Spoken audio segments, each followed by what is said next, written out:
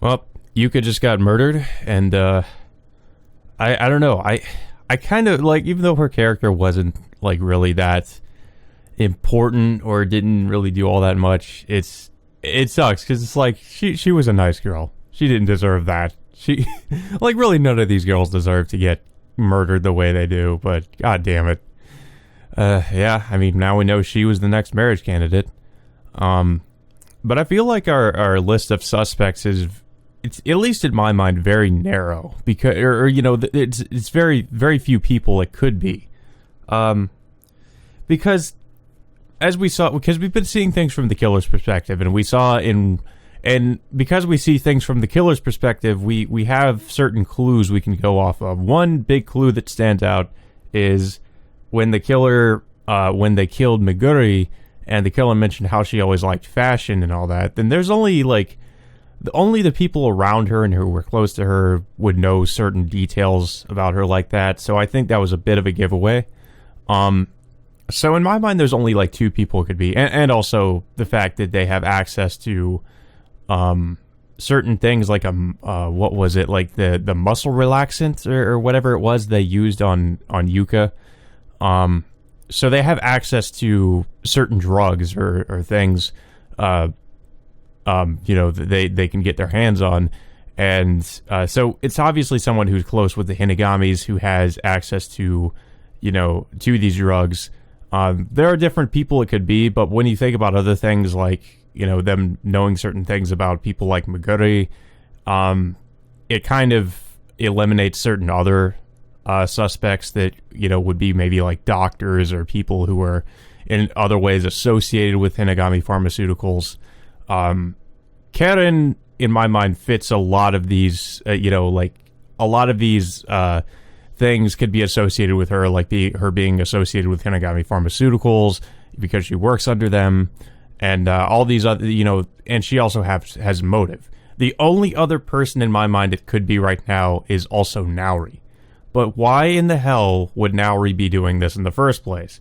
Naori would have access to these drugs, and, you know, and he would know certain details about his friend, you know, about these people he knew, like Meguri, but why the fuck would Naori be doing this? I mean, there could be something we just don't know about him that could be his motivation, so there's always that we should consider.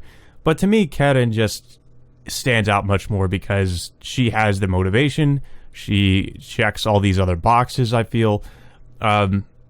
It's just also a bit of the only thing that holds that is at the moment just very hard to believe is it's just a bit of a stretch because of what we know about her character so far. But then again, like I mentioned before, there could be another side to her that we're not familiar with. So we need to take that into consideration as well. That's all I'm going to say on the subject right now, though.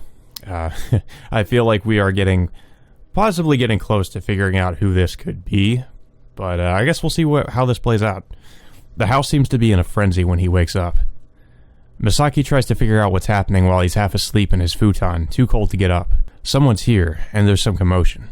Is it his grandmother Mariko who's received their guest? Is Karen the one running down the hallway? Hina-sama!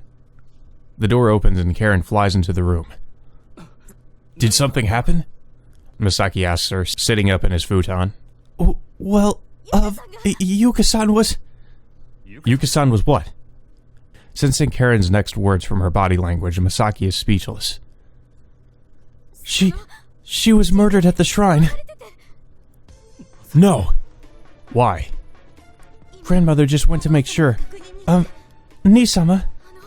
He feels faint. Why did Yuka have to be murdered? What did she do? Did she get involved in something? But there was nothing unusual about Yuka last night. He didn't hear anything odd at night either, though that could have been because he was asleep. Hina-sama! He comes back to himself with Karen's voice. I'm sorry. So, a police officer is here to talk to you, Hina-sama. To me? Is it Tokisaka? You thought he was a police officer at first, too. Perhaps Karen has the same misunderstanding.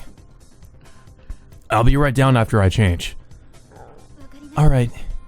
Karen leaves the room. Why must so many people die around him? It's as if he somehow leads them to their deaths. If only he had died then, perhaps.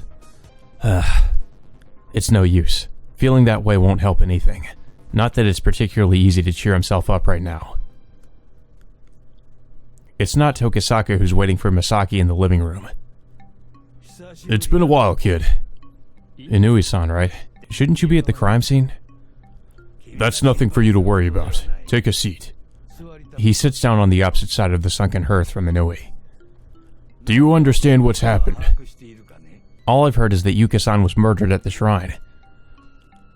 Anything about the murder method? Misaki shakes his head. I see. Inui merely nods his head, not clarifying the details at all. Is he keeping quiet about his information? It looks like it was the same method by which Takayama Meguri was murdered in Tokyo. He tried to be on his guard, yet Inui still took him by surprise. He was expecting this too. What were you up to last night? I went to bed at around midnight. Inui is suspicious of him. It's only natural. Anyone would be since he's here after those incidents in Tokyo. And can anyone vouch for that? This is the next question on the script. He's heard it enough times from that acerbic police superintendent in Tokyo that he's prepared for it. Testimony from my family is meaningless, right? Do you know what time the victim left the house? Inui asks Misaki another question, ignoring his words. I didn't notice her leave. When was the last time you saw the victim? The questions keep coming. He answers each of them as best he can. There's no need for him to lie. Someone close enough to him to be considered family has been killed, yet Misaki's emotions are strangely cool. You seem awfully calm. Sure enough, Inui points it out. What are you implying? You were temporarily arrested as a suspect in Takamiya Meguri's murder, were you not? And now, after you've come here, another incident has occurred. Inui's reptilian gaze locks onto Misaki. Why not be honest and just say that you suspect me? I suspect everyone involved. How roundabout. Despite what he claims, he seems to be directing his suspicion pretty firmly toward Misaki alone. Could I see the crime scene? I'm afraid you can't. The investigation team hasn't arrived yet. We can't very well have the scene disturbed now, can we?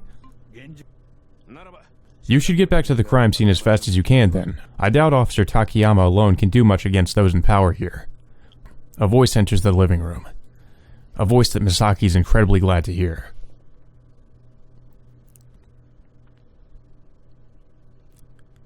I just want to sigh looking down at the two men on opposite sides of the hearth. Tokisaka-san. The dumb expression on Misaki's face shines for a moment. There's no point in questioning him. These murders are simply happening around him, that's all it is. You said your name was Tokisaka-kun. Actually, I don't believe I introduced myself to you. Perhaps you asked Officer Takayama. I deliberately provoke Inui. You have proof that he's not the culprit? Inui asks me, indifferent to the end. Of course not, but there's no evidence that points to him either, is there? The same could be said for everyone here in this settlement now.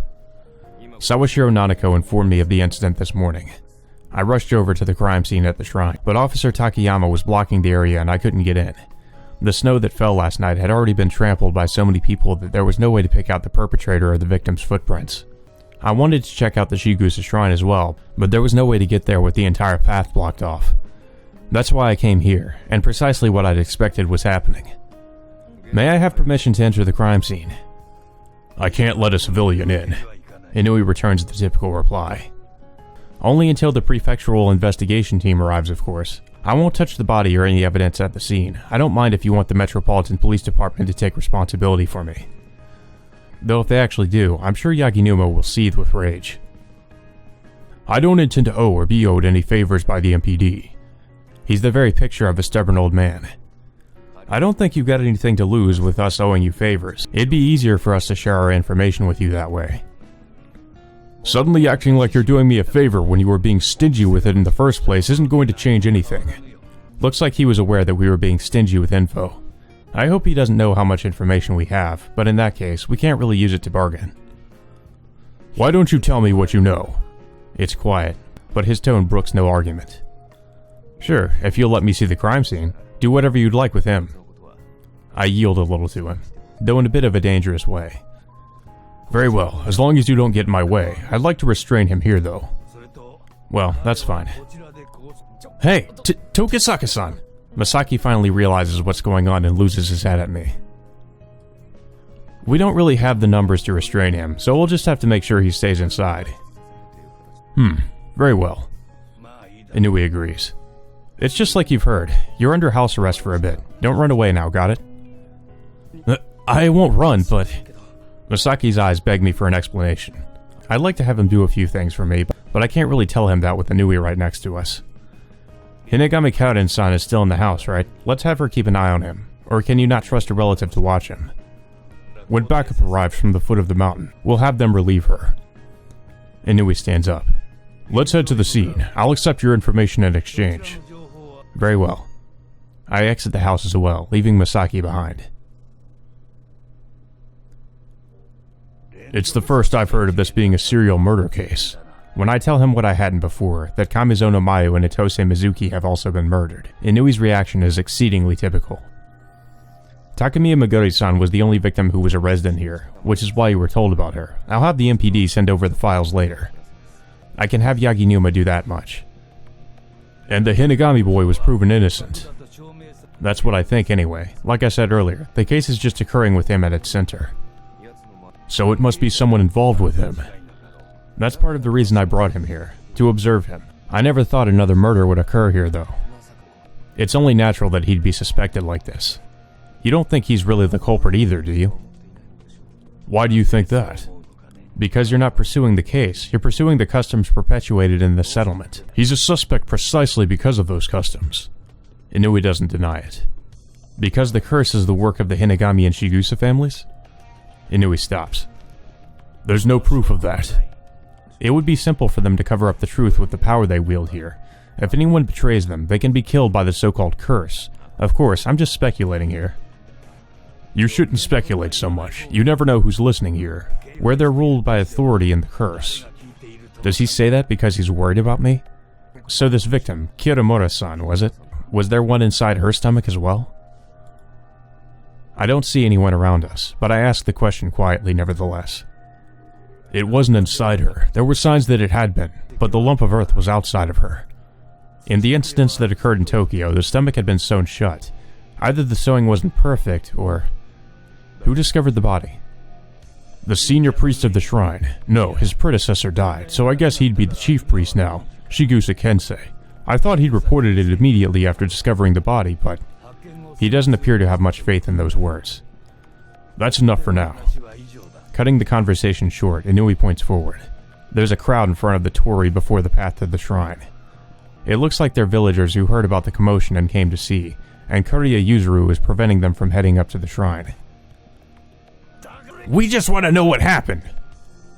There will be an announcement from the Hinagami or Shigusa family later. Please don't interfere.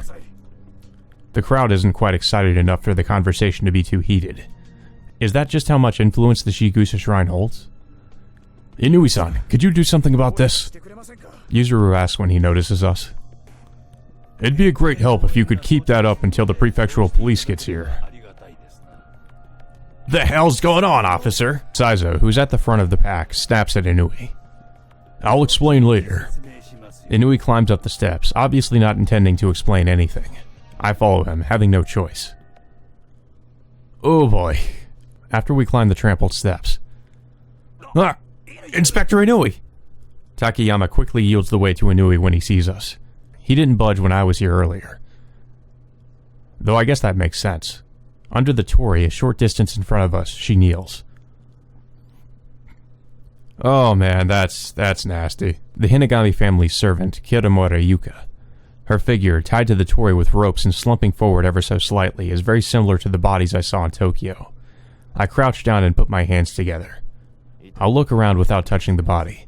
Try not to get too close either. You'll leave footprints.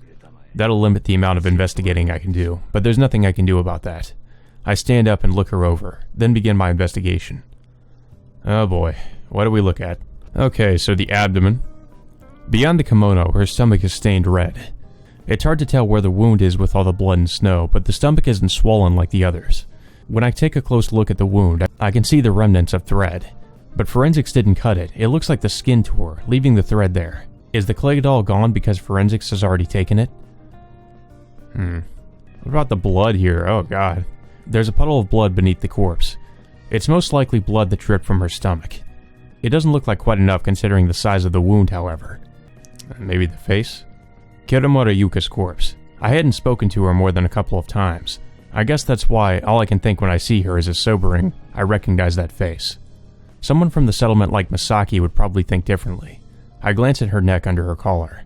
I don't see any signs that she was strangled. I don't notice any bruises on her head either. I want to check and see if some kind of drug was used, but her skin is frozen from the prolonged exposure to the chill and I can't distinguish much about it. This is as much as a non-forensics expert can do. Yeah, well, he'd be right in that a drug was actually, used on her. The rope? Ropes are tied around her arms. The other end's hooked on rough wood and the pillars of the torii. They're frozen solid now, but it's obvious that they weren't there to restrain her. They're just a prop, a tool to construct this scene. This crucifixion. There are a couple of tracks of footprints around the corpse. They look fresh, so they must be Kensei's from when he found the body. I don't see any that look like they're from the murder. But now that I'm looking closer, I see faint traces of red. The murderer probably tried to erase the traces of blood left in the snow after the murder. Looks like they didn't disappear so easily, though. She was probably killed elsewhere, then dragged to the torii. Well, those deductions are correct, my friend. So I think with all that, we can probably end the investigation. I think we've investigated everything there is here. This is about all I can find out with no coroner and a limit to how close I can get to the corpse. I offer the body another silent prayer and stand up. She was probably murdered in the cave back here. There are bloodstains leading all the way there. To avoid prying eyes. More importantly, however, it's missing. What is? The clay doll. You said it was outside of her body before. Have you put it somewhere for safekeeping? I check the ground around the corpse. I see traces the blood-stained snow had been wiped away, but no sign of the clay doll. That's impossible. It was supposed to be here. Inui points to the snow. Along with a trace of blood, there are some specks of dirt. Officer Takayama, a moment. Inui beckons Takayama over. Yes, what is it? What did you do with the evidence that was here? Huh? I didn't do anything. Officer Takayama looks bewildered. Pardon me, has anyone approached the body? Butting into their conversation, I ask the two of them. Shigusa Kensei, who discovered it, Hinagami Mariko, who identified it, and a few others. It was definitely here when I left. I haven't let anyone near the body since you left, Inspector, but... Oh! Takayama gasps. Who was it? Well... Takayama's eyes point toward the shrine for a moment. Someone from the shrine, or...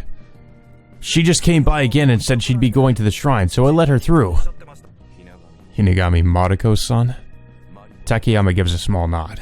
It's completely possible that she took the clay doll. If it was to conceal evidence, then... I'll go check. I kick up snow as I run. I run through the torii and up the barely swept path.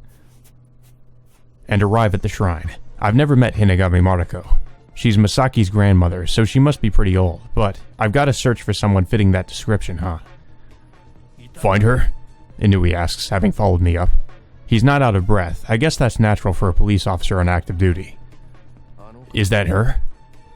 I gesture to a woman emerging from the shadows of the Hall of Worship. Looks like. Inui trots over. I follow him, screwing up my face at the snow soaking into my shoes. Hinagami-san. Inui arrives first and addresses her. Yes? Mariko turns around. She's not holding anything. However, how goes the gardening? There's some dirt clinging to the tips of her fingers. Whatever do you mean? Mariko brushes her fingers off on the skirt of her kimono. Pardon me. I slip past her and head into the shadow of the building. The ground is trampled down. Dirt dots the snow. You broke it. Broke what? Mariko seems intent on playing innocent, but... The footprints on the trampled snow, I'm guessing they would match those sandals you're wearing perfectly. I say, digging through the snow with fingers going numb. That'd be destruction of evidence. Inui grabs Mariko's arm. There has been no curse. Mariko mutters matter-of-factly. There is no Miko. There cannot be a curse. There's no Miko. It's the first time I've heard that directly from someone involved. Denying the curse like this pretty much affirms the existence of a clay doll, but I collect some of the dirt in my handkerchief after separating it from the snow. It feels a little like clay because of the snow that's soaked into it. I doubt I'll be able to collect all of it though. Hinagami-san, please return home, and don't touch anything around the crime scene. Inui shoos Mariko away. You sure? She won't flee. I'm more worried about the crime scene. Yeah, she probably won't leave the settlement. She said that there couldn't be a curse without the Miko, huh?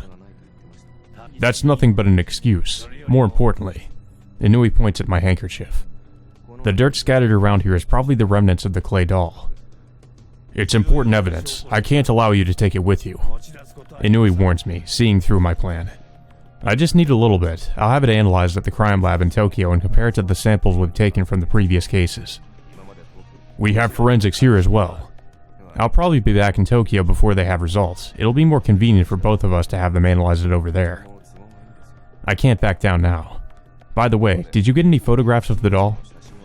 I keep talking as I divide the dirt I collected in two.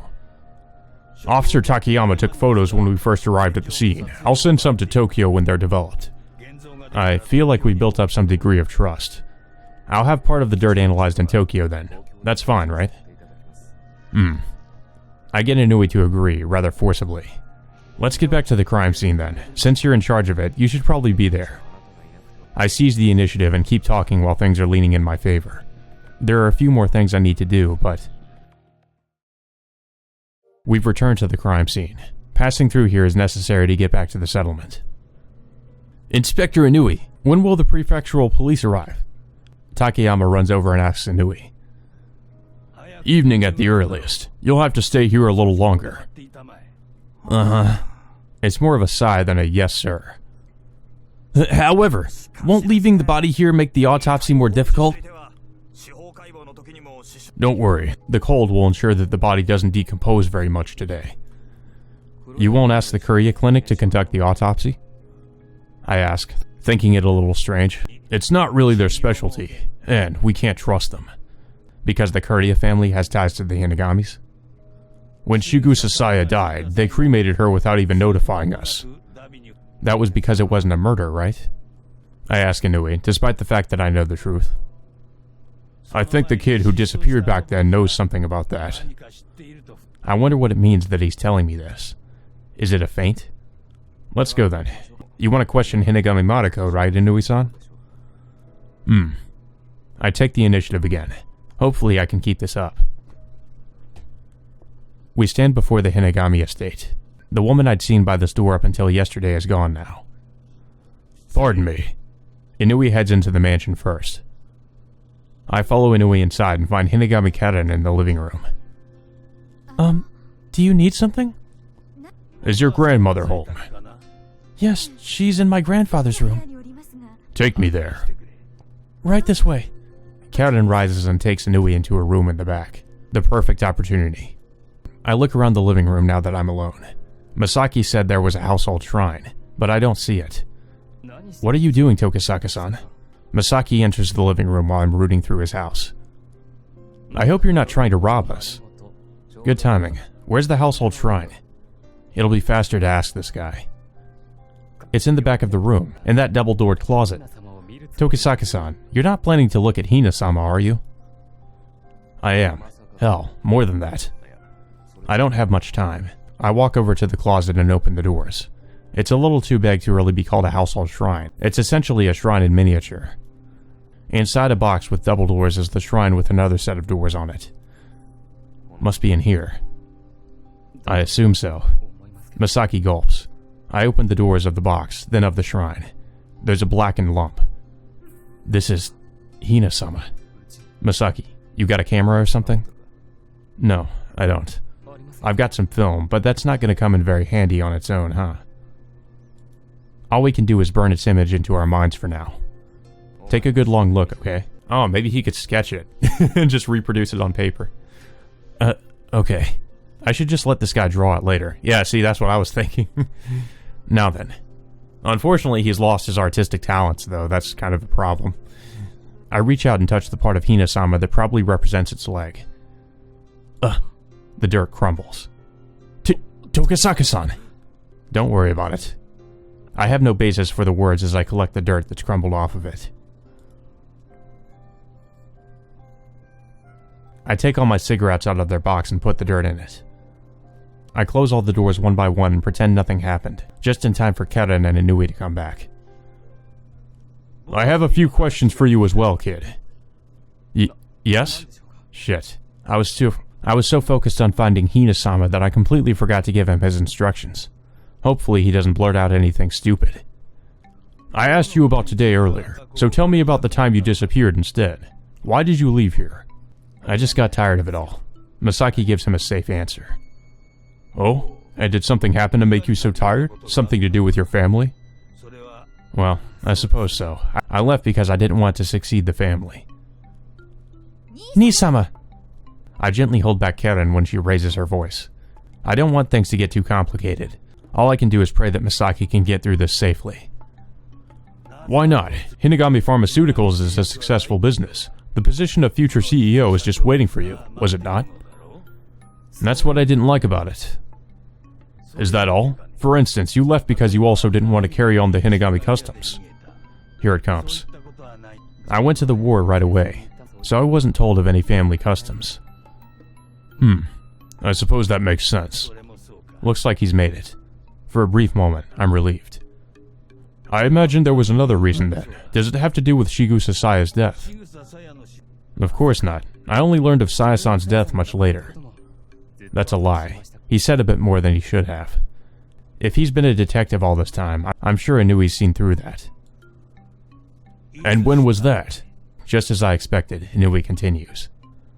Last week, when I met with Sawashiro-san back there, in Tokyo. Looks like he remembers talking to Nanako. This is really making me nervous, though. However, I heard something interesting from him. Tokisaka-kun over there. Wait a second. I butt in when my name comes up. I haven't shared any information with you regarding his past. I know making someone nervous to make them slip something is a valid way to interrogate them, but... If you know that, you should have kept quiet. Inui watches Masaki's face the entire time he speaks. He probably saw the whole thing, Masaki's look of anxiety, then of relief. Well, that's unrelated to the current situation. Inui pulls his gaze away from Masaki. Geez, I have no idea how to interpret that. What a sly old man. Ni-sama. Karen nestles up to Masaki. Did Hinagami Mariko-san have anything to say? I ask Inui. Nothing new. She stuck to denying that the curse had occurred. Is she just denying involvement? I'm sure that's part of it, but she must be hiding some other things as well. Any idea what that might be? The perpetrator, or something else. It can't have been a coincidence that similar cases have occurred in Tokyo. He's right, it can't be a coincidence. I glance over at Masaki. I mean, I'm pretty sure that Mariko has some involvement in this, but she's not... I don't think she's the murderer, because she would have been here the whole time the murders were happening in Tokyo, so it's definitely not her. I've got to do something about him first. I'd like to get that sample I collected earlier analyzed in Tokyo, so I'll send it back with him. I gesture toward Masaki. Huh? Me? Yeah, just give it to Superintendent Yaginuma at the NPA. I stress Yaginuma's title for show. Wait, I can't allow that. Why am I not surprised that this old inspector disapproves? Is he suspected of something? A person who's been involved in several murders returns home and has served and is immediately murdered. That's enough for an investigation. He can't be sent back to Tokyo. If you're afraid he'll flee, just send a police officer with him. I'll call the MPD and make sure they take him into custody when he arrives. I don't think it's necessary to take him into custody, but I propose the idea to Inui. I've already lost the need to watch him myself, though I'm certain that this case revolves around him. If my brother goes back to Tokyo, may I accompany him? Karen asks, listening to our conversation. No. What does it matter? We know her identity, and it's difficult to imagine that she'd flee considering her position. I keep talking, cutting off Inui when he opens his mouth. We already know that there's a good chance the Hinagami family is involved in this case. For now, we should just take their fingerprints and focus on collecting useful evidence. We have no means of taking their fingerprints.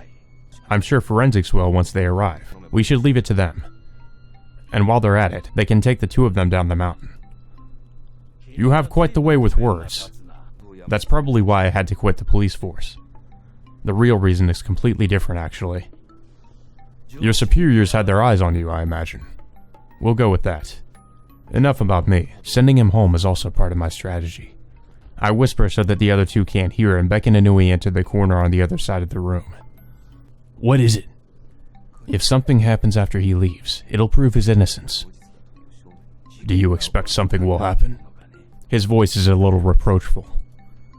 Of course not, but I'll keep the other suspects in check. After all, if he's not here, there can't be any murders. If someone's trying to frame Masaki, they'll need him to be nearby. You're not considering him as your only suspect either, are you, Inspector? Inui backs away from me and turns to the two of them. When forensics arrives in the evening, we'll take your fingerprints. Afterward, we'll have you board a train from Toyama Station with one of our investigators. Alright. Very well. They both agree. Though Masaki looks a little uncertain. When the sun starts tilting toward the western sky, several police cars from Toyama arrive. The police station doesn't have enough room for them, so they've set up a temporary investigation headquarters in the town hall branch office. All these outsiders barging in here. What do you expect? There was a murder. I'm smoking outside with Kuki Saizo of the town hall. Well, I finished up my work yesterday, so I don't mind him using the place. Beats having him loitering around outside. Excuse me for being a loitering outsider. Masaki comes out from the entrance. All done? Yes, they really treated me like a criminal. Masaki responds, wiping off his fingertips. I don't think they'll find anything by taking our fingerprints, though. It's quite an accomplishment. Fingerprinting suspects makes you feel like you've done your job, you know? We're just doing this to satisfy them. Is that how it is? Now, this is the important part. After Saizo goes inside, I take out a small bag from my coat pocket and hand it to Masaki. The dirt from earlier? There are two different kinds. The details are written on a piece of paper in here, so don't go showing it to anyone until you give it to Yaginuma in Tokyo. Stuff it into the clothes in your bag or something. Sure. Then there's this, I guess. I hand Masaki the camera film Korya Yuzuru gave me. What is it? Return it to Kuchiki Chizuru for me, would you? I'll set up a meeting for you at the Kuchiki hospital. Why me? You've met her before, haven't you? That was a long time ago. I don't really remember talking to her either. Go thank her for all the help you've received at the Kuchiki hospital or something. Masaki reluctantly puts the items in his bag. I think this is all I have to give him. Is there anything else? Ah, that's right. Your grandpa isn't doing too well. He's been in bed for a few years, I heard. He probably doesn't have much time left either. I'd like to ask him some things, but it probably won't be easy, huh? Impossible with my grandmother around, I imagine. When Hina-sama Mariko isn't around, then... You're thinking something dangerous, aren't you?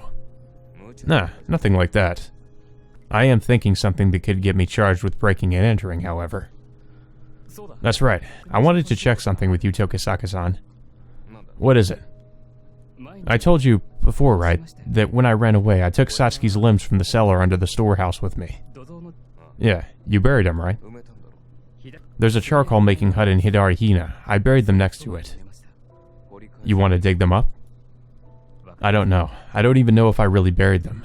The storehouse cellar is gone now. I just want proof that it really happened. You know, you could have told him that earlier. We could have done this... We could have done this earlier. We could have already uncovered that. It might be difficult if I'm the only one who can do it, but I'll keep it in mind. Hinagami Karen comes out of the branch office.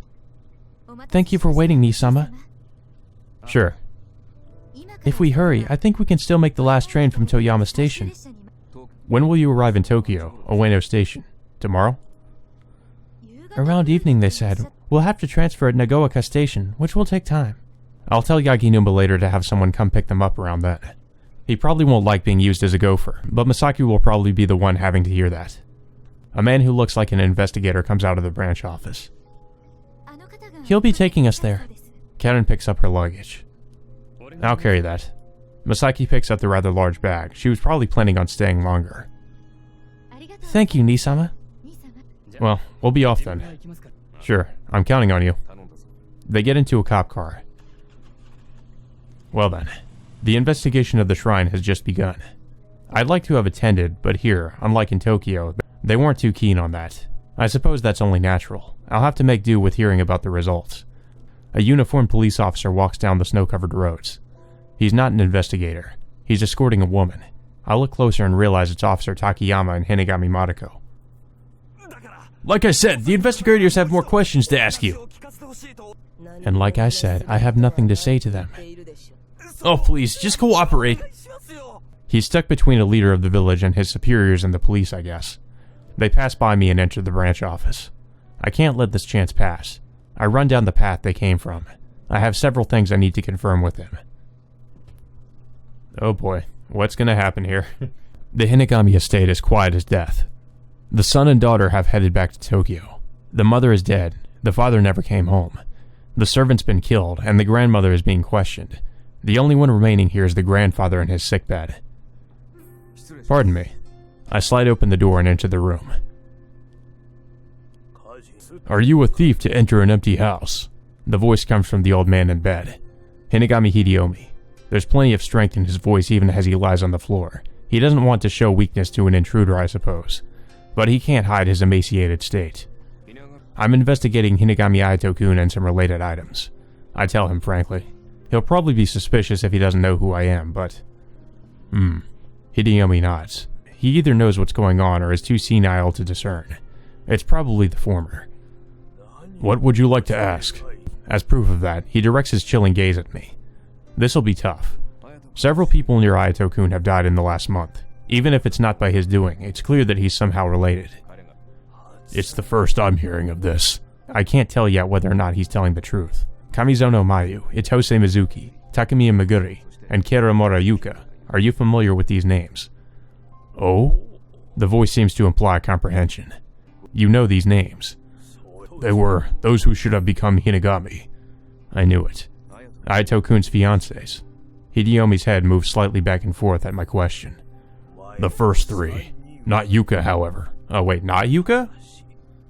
That's interesting. Why was Yuka killed then? What do you mean by that? I mean what I said. Yuka was not qualified. Wasn't qualified? Because Kiramura-san was a servant? Indeed. Hidiomi nods after a pause. It seems more like he decided to go with the idea I proposed. He's pretty open about it. It doesn't seem like the issue was the differences in their positions. If it were, he would have agreed right away. So Kiramura Yuka couldn't marry into the family for a different reason. Did Kiramura-san's mother work for you as well? I continue the conversation to test one theory. She died when Yuka was still young, however. Hidiomi sighs. And Kiramura-san's father? He died in the Second Sino-Japanese War. He was a medic, but got caught up in an explosion. I have no means to confirm that fact. I'll just have to keep the possibility in mind. The mysteries have only increased, but I keep going. Then when was Takemiya Meguri-san chosen as a marriage candidate for Aito-kun? Shizuru's always decided. Hinagami Shizuru, huh? I want to narrow it down a little more, though. Was it when Hinagami Aito was discovered, or when Kamizono Mayu or perhaps Itose Mizuki were murdered? Who knew of these candidates?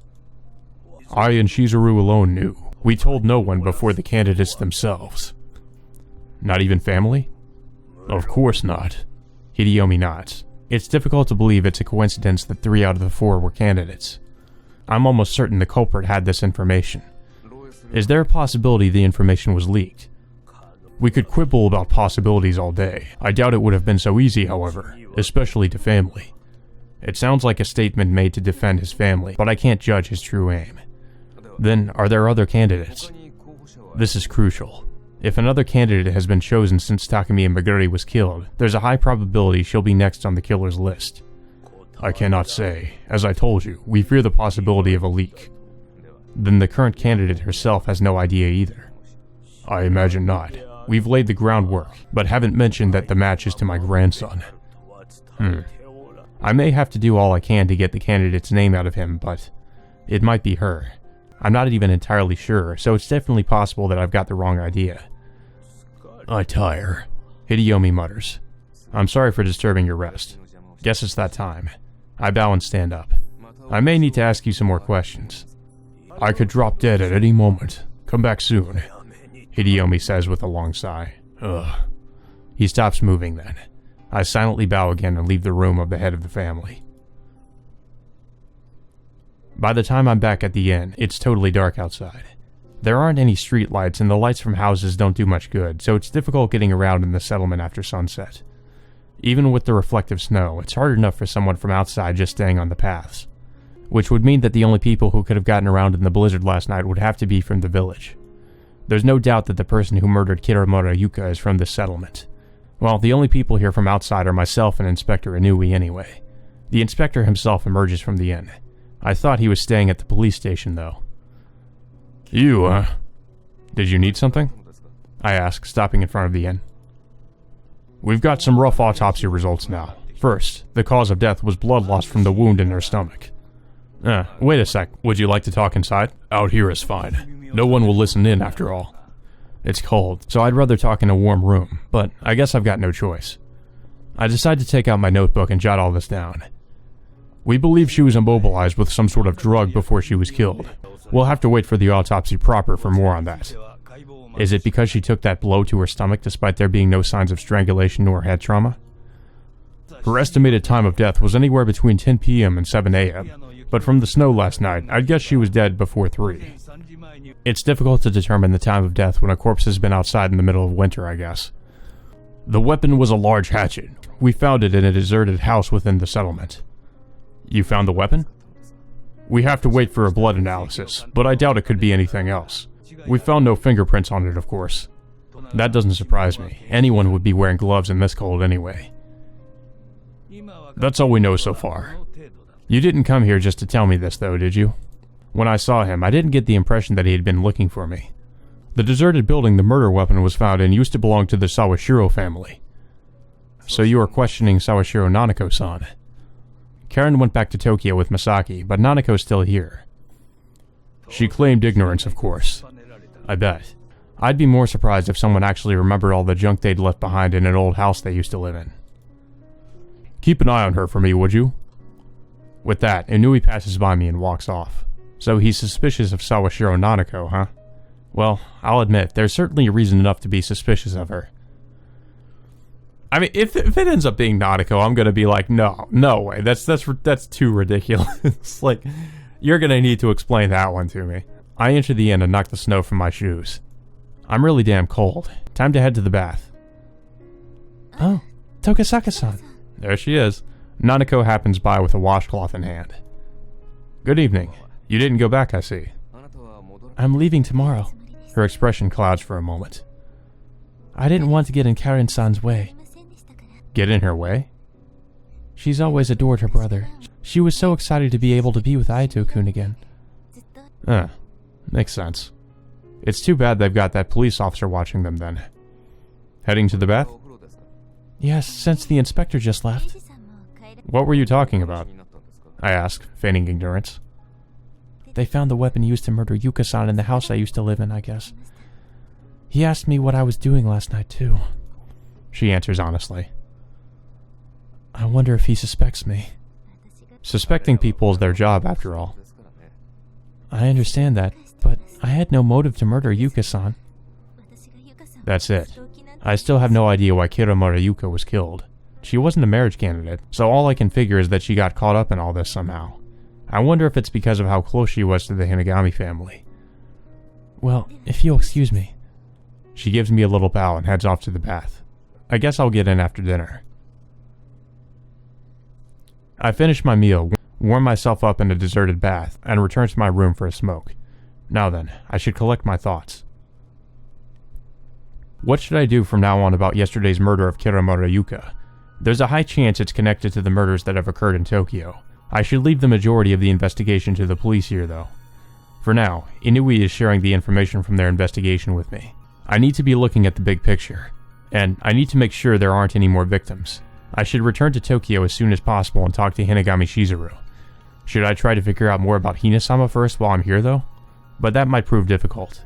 I can't imagine the Hinagami or Shizuru families will be particularly forthcoming with me. Maybe I should meet with Hinagami Hideyomi again. Considering how talkative he was today, he might tell me more. No, that's too optimistic. He didn't tell me anything of significant importance today. I can't imagine he'd have much to say on an old family tradition like Hina-sama. I'll just have to investigate it on my own. That's what it all comes down to. Though this much I'm sure of. The folklore that someone is cursed for worshipping a false Hina-sama isn't the reason they're killed. The murders happened for another reason, a reason hidden behind that excuse. The only possible reason I can think of is Hinagami Aito's marriage candidates are being murdered. Yeah. The murderer's motive must be to kill Hinagami Aito's marriage candidates. If that's the case, I'll have to think a little more on the reasoning behind that. I can think of one reason. They don't want Ayato to succeed the Hinagami family. But this implies Ayato, Masaki Tomiyuki, as a suspect. He refuses to succeed the Hinagami family. I can't disregard the possibility that he's killing his marriage candidates for that very reason. Or perhaps Hinagami Karen is committing these crimes so that she can succeed the family instead of him. Well, that's another reason she might be doing it, yeah. It's possible that she's killing the candidates so that Ayato can't marry and take over Hinagami Pharmaceuticals. But as I don't know her position on any of this, it's just a theory right now. If I consider who knows who the candidates are, Hinagami Shizuru comes to mind. He's not presently in the settlement. For that reason, he can move freely, I'd imagine. But if he were the murderer, he'd need some sort of accomplice here. I know there aren't many people here, but I doubt he could move around here completely undetected in all this snow. I've never met the guy, so I wouldn't recognize him if I saw him, but that's not true for the rest of the settlement. I'd say there's a very low chance that he's the killer. Well, at least he's actually considering Karen as a potential suspect. Pardon me. The door opens and Yu enters the room. Need something? I was so engrossed in my thoughts that I forgot to even light my cigarette. Setting it down on the ashtray, I turned to Yu. I've come to change the charcoal in the hibachi. She sets down a basket of charcoal briquettes near the hibachi and skillfully fills it with new charcoal. Have you received any arranged marriage offers by chance, Futami-san? Huh? Her tongs stop. The mistress of the inn dodged the question the other day, but she seemed to have something in mind. I haven't received any offers per se, but my grandmother did seem to be saying something like that. Yu sets down her tongs and corrects her posture. I believe there was an arrangement, but with whom, I don't know, so I haven't replied. It's a bit unusual to receive an offer without knowing who it comes from, isn't it? There's only one option, really.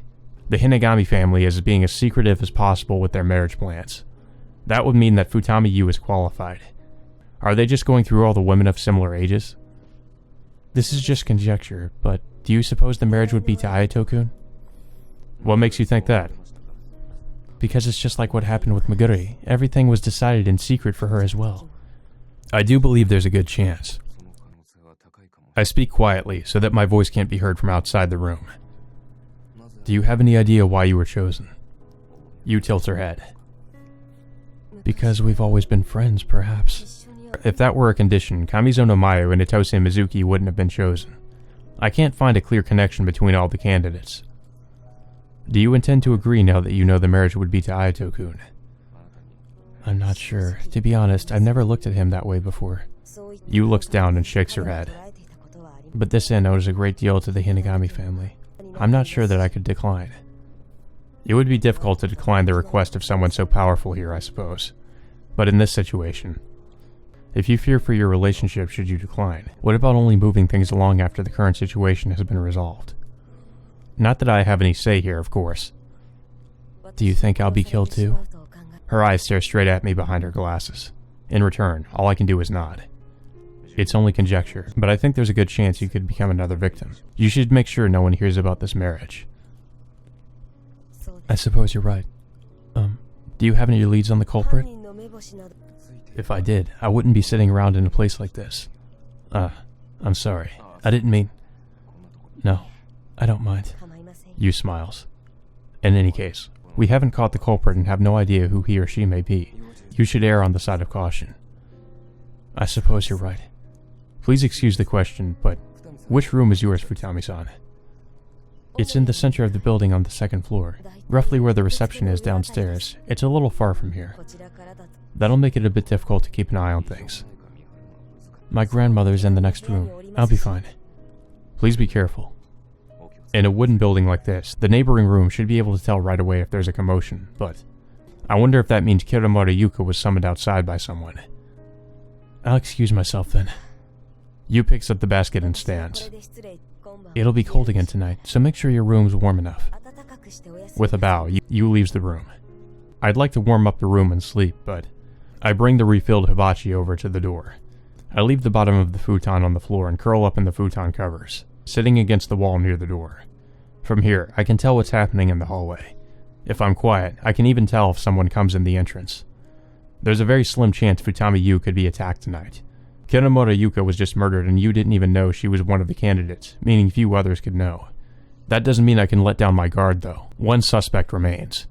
The floorboards of the hallway creak, and I see Sawashiro Nanako. I see her from behind, wearing a yukata and entering a nearby room. She's a suspect, too.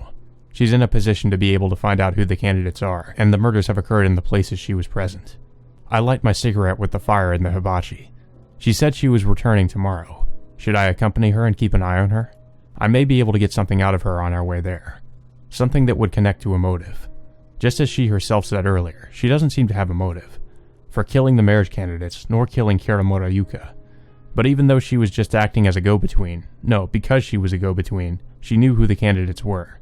In that case, she wouldn't have had a reason to kill Kiramura Yuka, but was it some kind of mistake that she was killed? I take out my notebook and run my pencil over it. The murdered Kiramura Yuka and the candidate Futami Yu. Is there a possibility that these two were mixed up somehow?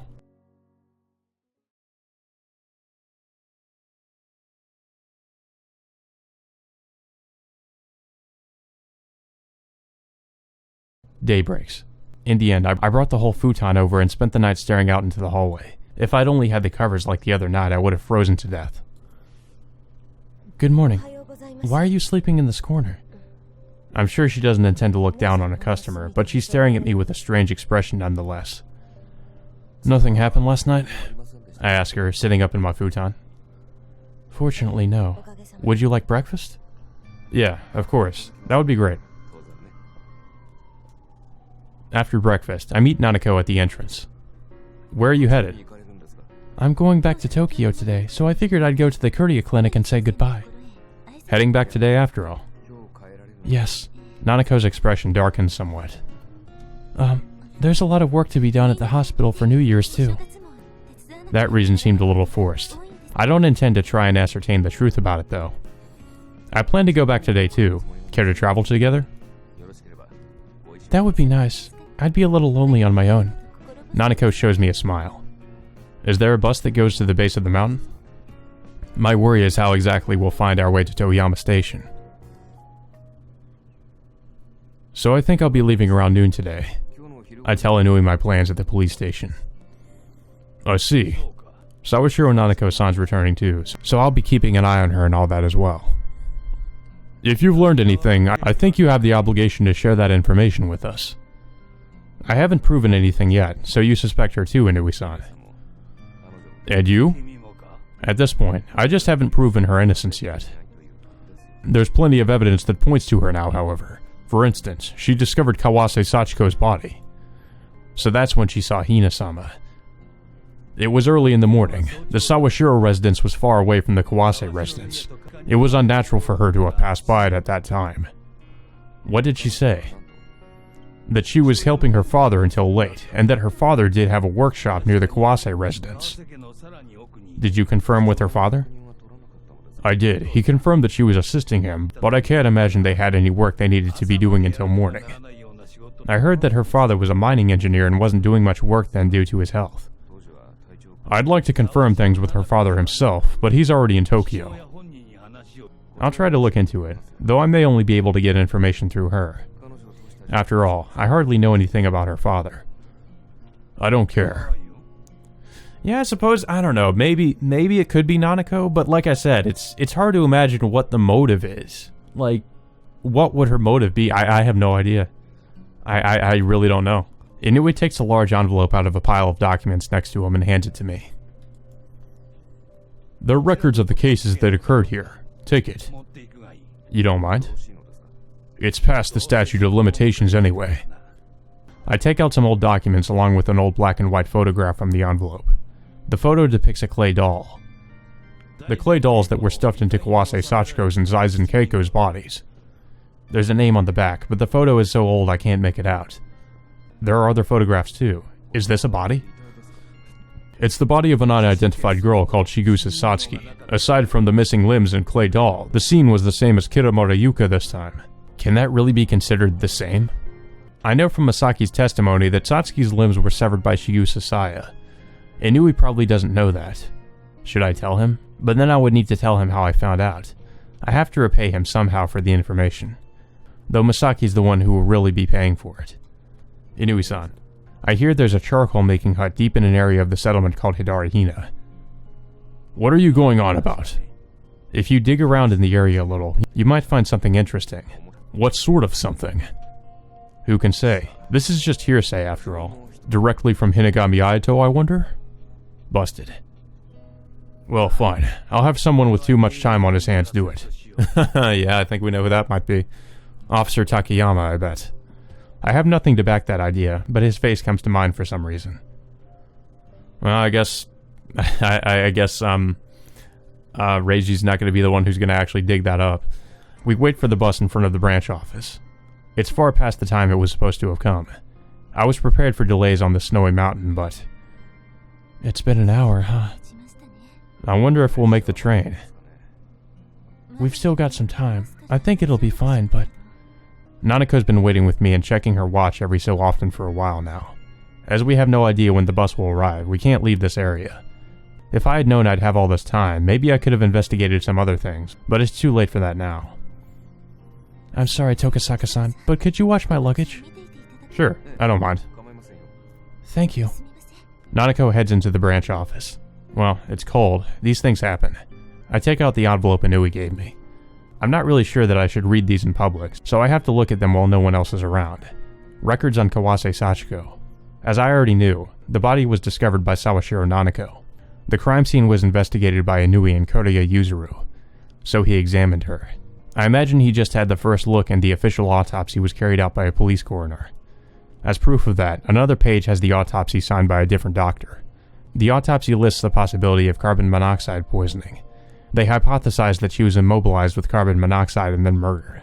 Carbon monoxide can be obtained simply by burning something. The killer used it to render the victim unconscious. Yeah, if you remember in that scene, they were burning some kind of incense. In a Tokyo case, a muscle relaxant was used. This is a similar method. Another thing that catches my attention is pencil in with rough handwriting on another sheet. Zaizen Keiko was not receiving treatment, perfectly healthy. The other words on the sheet were written with what I'd assume was a fountain pen. It's clear that this was added on later. I'd guess this is Inspector Inui's handwriting. I read the rest of the page to figure out what it means. It claims that Kawase Sachiko was undergoing infertility treatment and that the clay doll stuck into her open womb may have had some kind of significance. Infertility treatment. I should look into the other victims as well. No, I've already come to the conclusion that the other victims were Hinagami Aito's marriage candidates. Is there another reason on top of that? Thanks for waiting. Nanako comes back. I tucked the documents away. The bus, it still isn't here, huh? Nanako gazes at the entrance of the settlement, not showing any interest in my actions. I hope there wasn't an accident on the way here or anything. Well, the driver should be used to this, right? I don't think we need to worry about that. That's not quite the case. The roads change every time it snows. One wrong move and you go straight down a cliff. That's kind of scary. Yeah, I don't want to drive here. Yeah, I don't blame him. I have no confidence in my ability to stay on the road. Oh, hello, officer. I turn around at Nanako's words to see Takayama trotting toward us from the police station. Is something the matter? About that! The bus got stuck in a rut near the next settlement over and won't be able to get here. Huh? What should we do? Nanako looks at me. How should I know? Oh, it's fine. Inspector Inui told me to drive you to Toyama Station. That'll help. When one door closes, another one opens, I guess. I just got my license this summer. But I really don't want to go through this door. Yeah, can't trust him.